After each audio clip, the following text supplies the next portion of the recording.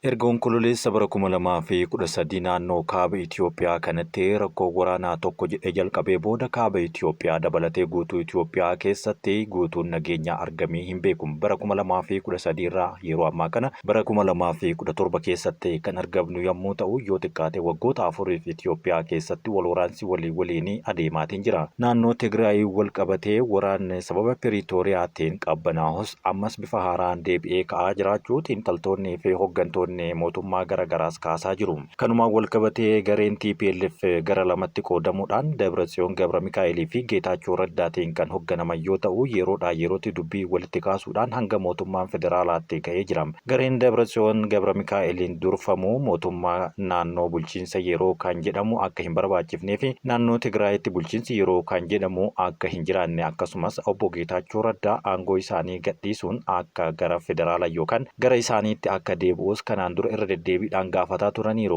Inumaayyuu kora dhaabni isaanii bara faranjootaa 2024 xumura irratti taa'een gareen Dabratsiyoon Gabramikaa'eliin durfamu garee warra Geetaachoo Raddaa aangoo irraa ari'uudhaan hin beekaman Tigraay keessatti bulchiinsi isaanii fudhatama hin qabu jechuun ummataaf ibsuun isaanii ni yaadatama. Kabajamtootaa fi jaallatamtoota hordoftoota Qaroo Miidiyaa, nageenyi keenya kan kabajaa fi kan jaalalaa iddoo jirtan hundatti isin haa gahu. Qaroo Miidiyaa laayik, sheer, sabiskiraayib gochuun yeroo hundaa akka nu waliin turtan isin affeeraa. Guyyaa har'aatiif kan isiniif qopheeffanne waa'ee waraanaa waliinii kaaba Itoophiyaatiif akkasumas hanga galaana diimaa fi poorta asabitti kan fulla'u kan isin biraan gennu ta'a. Hanga xumuraatti waliin turtan waan guddaa irraa baratu jennee abdanna. Guyyaa kaleessaa pirezidaantiin bulchiinsa yeroo naannoo Tigraay obbo Geetaachoo Raddaa mootummaan federaalaa akka gidduu seenee haala Tigraay keessa jiru qabbaneessuuf gaafatuun isaanii dhagahameetiin jira. Kanumaan wal qabate garee warra Dabratsiyoon Gabramikaa'eliin durfamu ammoo humna fayyadamuudhaan magaalota akka Addagraatii fi kanneen Adaagoon keessatti rakkoo garaagaraa kaasuudhaan magaalota sanneen keessaa cinaa isaanii akka to'atanis himamaatiin jira. Kanumaan wal qabatee gareen Dabratsiyoon Gabramikaa'eliin durfamu Eertiriyaadhaan wal qunnamuu mootummaa Itoophiyaa yeroo ammaa kana bulchaa jiru aangoo irraa fonqolchanii ofii aangootti deebi'uudhaafis tattaafataa akka jiranis keessa beektonni yeroo garagaraatti kan dubbatanidha. Keessumaa mootummaan Eertiriyaa sababa kana kan barbaadu yommuu ta'u, akka Dr. Mulaatuu Tashoomaa pirezidaantii Itoophiyaa duraanii kan ta'an dhiheenya kana Aljaziiraa irratti barreessanitti ammoo mootummaan Eertiriyaa giddu seentummaa garee TPLF kanatti fayyadamuudhaan mootummaa Itoophiyaa irratti waraana labsuudhaaf qophaa'aa akka jirus dubbataniiru. Gara warra Eertiriyaatiin ammoo yoo deebisan nagaa kan hin barbaanne warra Itoophiyaati yoo jedhan biyyoonni lamaan gaarreeffannaa irratti kan argamanidha. Kanumaan wal qabatee naannoo gaanfa Afrikaa kanatti nageenyi hammaachaa kan dhufee fi keessattuu kaaba Itoophiyaa fi hanga galaana diimaatti kan fulla'uu fi akkasumas galaana diimaa irratti kan hulaa galaanaa ta'uun tajaajilaa jirtu poorta asab yeroo ammaa kana naaftaa Itoophiyaa fi kan kootii Eertiriyaatiin gidduutti wal waraansi jechaa hammaataa dhufeetiin jira. Naannoo magaalaa Adaagoom naannoo magaalaa Maqaleetti argamtu keessatti gaafa kiibxataa darbee bitootessa 11 akka lakkoofsa faranjootaatti bara 2025tti miseensonni humnoota Tigraay kanneen damee TPLF garee Dabratsiyoon Gabramikaa'eliin durfaman dhukaasa bananii namoota nagahaa 4 madeessuu jiraattonni naannawa Adaagoomitti argaman ni himu. Magaalaan Adaagoom magaalaa seensa Maqalee irratti argamtu yommuu taatu Maqaleettis dhihoodha. Miseensonni waraana naannichaa guyyaadhuma kana waajjira magaalaa Adaagoom humnaan to'achuudhaan kantiibaa kan ta'atan yommuu ta'u, kantiibaa fi itti aanaa isaanii dabalatee miseensonni kaabinee ammoo mana isaaniitti fuudhamanii akka baafamanis BBC'n afaan Tigriffaatiin gabaasu odeeffannoo walitti qabuun gabaasee tureera. Jiraattonni akka jedhanitti garuu guyyaa kiibxataa irraa kaasee miseensonni waraanaa hidhatan magaalattii fi naannawa biraatti kan bobbaafaman ta'uu sodaa qabanis himaniiru. Miidhamtoota miseensa maatii jiraattotaa fi bulchiinsa godina kibba bahaa dubbisuudhaan akka mirkaneeffate jedhetti BBC'n yoo dubbatu miseensonni TPLF hidhatan waajjira kantiibaa magaalaa Adaagoom marsuudhaan kantiibaa fi kaabinee isaanii dabalatee aangoota 7 to'annoo jala oolchuu isaanis kaasaniiru. Pirezidaantiin bulchiinsa yeroo naannoo Tigraay obbo Geetaachoo Raddaa fuula X isaanii irratti akka barreessanitti magaalaa Adaagoomii fi Maqaleetti naannoo tokko tokkotti ajajoonni humnoota Tigraay tarkaanfii namoota nagahaa irratti fudhataniin baay'ee miidhaaf saaxilamaniiru kan jedhu yommuu ta'u, jiraattonni ammoo namoota nagahaattu achitti miidhame jechuun ni kaasu. Namoonni ijaan argan akka himanitti guyyaa kiibxataa magaalaa Adii Gudoom keessatti waajjira kantiibaa magaalattiitti keessatti kan argamu jiraattonni walitti qabamanii kan ture yommuu ta'u hidhattoonni namoota bittinsuudhaaf dhukaasa irratti banuus dubbataniiru. Miseensonni magaalaa Aadii Guudoom kan bobbaafaman bulchiinsa magaalichaa to'atan kan miseensa 44 qabu akka ta'e dabaluun himanii yommuu ta'u jiraataan magaalichaa obbo Gabra Hiyoot akka himanitti yeroo sanatti mana jireenyaa dhiheenya waajjira kanatti argamu waan turaniif haala mudatee taajjabaniiru jechuun dubbateera. Naannoo mana maatii kanatti akka himetti dahoo isaanii mijeeffatanii kan turan humnoonni addaa kan teebachaa fi kaabinoota yeroo fuudhanitti jiraattonni walitti qabamanii turan yeroo sanatti maaliif jedhanii gaafii kaasnaan hidhattoonni itti dhukaasaniiru jechuunis kaasaniiru. Hidhattoonni kunneen deebii gaanneen kan hin deebifne yommuu ta'u deebiin isaan deebisan garuu dhukaasaan ta'uu jiraattonni naannawa sanitti argaman himaniiru. Dhukaasni kan baname naannoo mana keenyaatti kan jedhan dargaggeessi kun akka himanitti namni tokko rukutamee yoo kufu naannichatti meeshaan waraanaa hanga dishkaatitti ramadamee akka jiruu fi dubbatameera. Rasaasa jalqabaa dhukaafameen kan rukutame nama waggaa 30 Mogos Kidaanaa jedhama yommuu ta'u amma magaalaa kana keessatti hospitaalatti wal'aanamaa akka jirus dubbatameera. Mogos guyyaa sanatti loltoonni hedduun magaalicha keessatti bobbaafamanii akka turan ibsuudhaan kan dubbatan yommuu ta'u namoonni rasaasaan rukutamanii isaan garuu akka baay'ee rukutamanii miidhamanis kaaseetiin jira. Hoogganaan godina Kibba Bahaa obbo Tsagaayii Gabratakaal magaalaa Aduu Guudoomiin alattis roobii kaleessaa darbe aanaalee Hagara Salaam, Dagu'aa, Tambeen, Samraafim Sahartii keessatti hidhattoonni damee Dabratsiyoon Gabra Mikaa'eliin deeggaraman furtuu cabsuudhaan waajjiraalee bulchiinsa yeroo to'achuu himaniiru. Miseensonni humna waraanaa Tigraay magaalaa Aadii Guudoom keessatti bobbaafamanii bulchiinsa magaalichaa to'achaa jiran 44 ta'us eeraniiru. Hidhattoonni kunneen kantiibaa fi itti aanaa isaa dabalatee hooggantoota 7 Adogoom keessatti butanii waajjira itti dhukaasaan banuudhaan hanga galgala sa'aatii 11tti chaappaa fi furtuu isaanii akka kennaniif gaafachuudhaan jeequmsa hamaa uumaa jiraachuus dubbataniiru. Kantiibaan Aduu Guudoom Injiinar Andoom Walduu itti aantuu kantiibaa Aadde Awaat Tawaldaa itti gaafatamaa nageenya obbo Abaadii itti gaafatamaa qunnamtii hawaasaa magaalaa obbo Yirgaa obbo Hadeeraa Durataa fi obbo Itsaay Waldaa dargaggootaa fi dargaggoon birootis kan butaman ta'uu dubbatameera.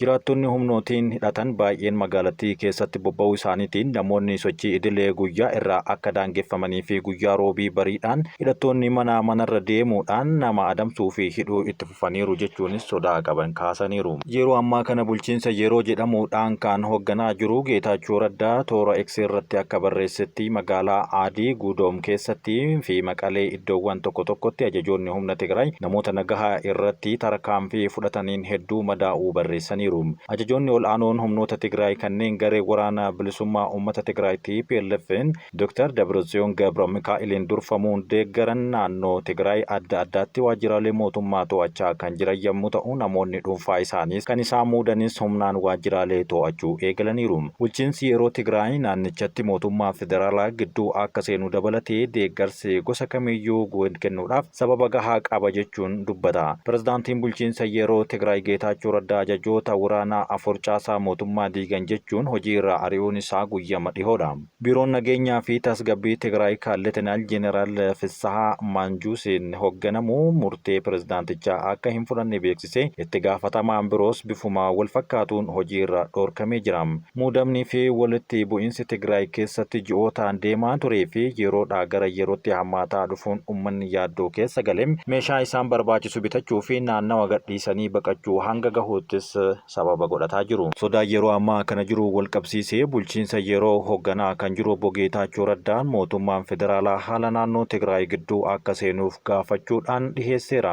Mootummaan yeroo naannoo Tigraay obbo Geetaachoo Raddaatiin durfamu yeroo ammaa wal dhabdeen gareewwan adda bilisummaa uummata Tigraay TPLF fi mootummicha gidduutti hammaataa dhufe kanatti mootummaan federaalaa gidduu seenee rakkoo kana akka furu gaafateera. Mootummaan naannichaa qondaaltonni waraanaa Tigraay kanneen sadarkaa ol'aanaa irratti argaman naannicha diiguu garee xiqqaa keessatti deebisanii aangoo cimfachuu fonqolcha ifa ta'e qindeessaa jiraachuu kan himatee fi dabalataanis gochoonni kunneen waliigaltee Piriitooriyaa Piriitooriyaa waliigaltee nagahaa sadaasa bara 2022 waraana Tigraayitti waggaa lamaaf geggeeffame xumuruudhaaf mallattaa'e kan cabsu jechuun himate. Pirezidaantiin bulchiinsa yeroo Tigraay obbo Geetaachoo Raddaa mootummaan federaalaa naannoo Tigraay gidduu akka seenu dabalatee deeggarsa kamuu gochuudhaaf sababii gahaa qabna jechuun yoo dubbatuun karri keenyas banaadha jechuun mootummaa federaalaa affeeruun himameera. Obbo Geetaachoo Raddaa kana kan dubbatan haasaa TV naannichaa irratti haala yeroo Tigraay keessa jiru ilaalchisuun wayita dubbatan afgaafii gara sa'aatii walakkaa fudhateen taasisen dhimma ajajoota ol aanoo waraana Tigraay dhiheenya kana dhoorkan irra kaa'amee waa'ee muddama naannichatti mudatees ibsa guutuu kennaniiru.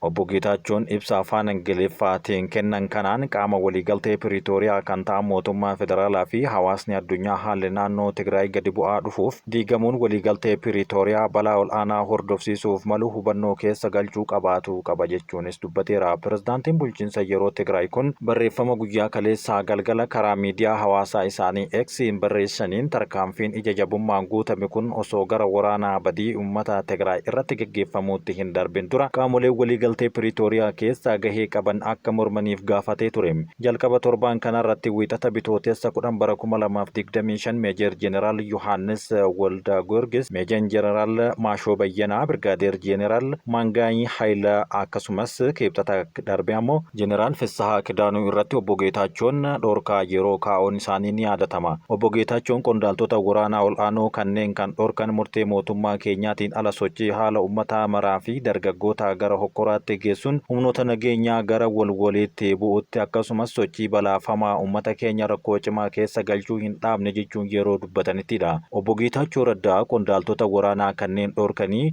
borumtaa isaaf gaafii taasisaniin murteedha kan jedhaniin hojiirra oolchuudhaaf tarkaanfiiwwan hunda fudhachuu eegaluu isaanii dubbataniiru. Waajjiraalee mootummaa cabsanii seenaa jiru aangawoota bulchiinsa yeroo kaasaa jiru kun ammoo uummaticha irratti qofa osoo hin taane waajjiricha keessatti mataa isaa burjaajii uumeera yoo jedhan gaafiinsaa pirezidaantiin yookiin miseensi kaabinee aangoorraa kaasuu fi dhiisuu miti hunda caalaa nageenya xiqqoo waliigaltee Piriitooriyaatiin argame eegsisuudha jechuunis dabalaniiru. Sababa kana keessatti humnootiin alaa hirmaannaa qaban yoo jedhan kana amanuudhaaf ammoo obbo Geetaachoo Raddaa ammas murteen kun dhaabbata jedhanii dubbataniiru. Guyyaa tokko dura biiroo kantiibaa Addagiraat garee Dabratsiyoon Gabra Mikaa'eliin durfamuun to'atamuu kan mirkaneessan obbo Geetaachoon kanneen kana raawwachuuf karoorsan qofa osoo hin taane Addagiraat bira darbuun Maqaleettis raawwachuu barbaadu jechuun kaasaniiru. Humna uummata Tigraayitti fayyadamuun waajjiraalee mootummaa karaa seeraan alaa ta'een maqaa murna TPLF'n qabachuun gonkumaa fudhatama kan hin qabnee fi kan gara badii dabalataatti geessuudha jechuunis kakataniiru. Obbo Geetaachoon maraatuu kana dhaabuudhaaf kanaan duram hundaa'ee raawwachuudhaaf yaalaa jiru kan jedhan akka dubbatanitti maraachuu sana dhaabsisuudhaaf dandeettii qaba kan jedhan dhimma biraati. Haa ta'u malee hawaasni addunyaa gidduu seenuudhaan namoonni kunneen maraachaa waan jiraniif rakkoo kana asumatti akka xumuran jechuun obbo Geetaachoo Raddaa barreeffama isaanii keessatti kaahaniiru. Manneen marii aanaalee irra deebiidhaan caaseffamuu qabaatu gaafee jedhu kan kaasan yommuu ta'u dhimmi kun bulchiinsi yeroo seeraa fi qajeelfama furuu akka danda'u ifatti deebiseera. Siyaasni yeroo ammaa kaaba Itoophiyaatti adeemsifamaa jiru siyaasa fokkataa waan ta'eef ammuma dhaabbachuu qaba kan jedhan yommuu ta'u bulchiinsi yeroo kun akka xiinxaltoonnii fi namoonni siyaasaa garaagaraa dubbatanitti gartuun TPLF Dabratsiyoon Gabra Mikaa'eliin hoogganamu mootummaa Eertiriyaa wajjin dhoksaadhaan waliin dubbii akka qabanis yeroo dhihoo kana kaafamuun ni yaadatama.